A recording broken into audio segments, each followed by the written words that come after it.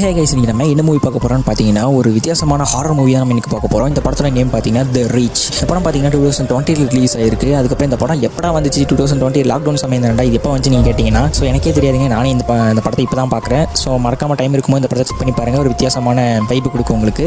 இப்போ ரேஞ்சுக்கு இல்லைனா கூட அதை விட கொஞ்சம் ஒரு 50% நான் உங்களுக்கு இந்த படம் கொஞ்சம் ஹாரர் வைப்பை கொடுக்கும்னு நான் சொல்லுவேன். ஓகே, இந்த படத்தோட கான்செப்ட் இல்லைனா கதை என்னன்னு சொல்ல போனால், ஜெசிகா அப்படிங்கிற பொண்ணு பார்த்தீங்கன்னா ரீசெண்டாக ஒரு ஆன்டிக் ஷாப்பில் போய் ஒரு டேப் ரெக்கார்டர் வாங்கியிருப்பா. ஸோ அந்த டேப் ரெக்கார்டர் நம்மளோட சயின்ஸ் ப்ராஜெக்ட் யூஸ் ஆகுமே அப்படின்னு சொல்லிட்டு என்ன பண்ணுறான்னா, அவளோட ஃப்ரெண்ட்ஸும் சேர்ந்து அந்த டேப் ரெக்கார்டர் எப்படி யூஸ் பண்ணுறதுன்னு சொல்லிட்டு அதை செக் பண்ணி பார்க்குறாங்க. அப்படி பார்க்கும்போது பார்த்தீங்கன்னா தெரியாதனமா நம்ம ஹீரோயினோட கையில் வந்து அடிபட்டுருது. அந்த அடிபட்டுனா அதோட ரத்தம் அந்த டேப்ல போயிருது, டேப் ரெக்கார்டரில். ஸோ அந்த டேப் ரெக்கார்டரில் போனோன்னா பார்த்தீங்கன்னா தெரியாதனமா அந்த டேப் ரெக்கார்டரில் ஒரு டீமன் அடப்பட்டிருக்கும். அதுலேருந்து அது ரிலீஸ் ஆயிருது அந்த ரத்தம் பட்டனால. ஸோ அந்த ஃப்ரெண்ட்ஸ் அவங்களோட சேர்ந்து என்ன பண்ணுறாங்கன்னா, அந்த டீமனை எப்படி மறுபடியும் அந்த டேப் ரெக்கார்டர்லேயே அடைச்சாங்க அப்படிங்கிறது அந்த படத்தோட முழு ஸ்டோரியே. ஓகே, இந்த படம் பார்த்தீங்கன்னா ஒரு மாதிரி டிஃப்ரெண்ட்டான வைப் உங்களுக்கு கொடுக்கும். நான் சொன்ன மாதிரி இப்போ ரேஞ்சுக்கு இல்லைனாலும் இந்த படம் பார்த்தீங்கன்னா ஒரு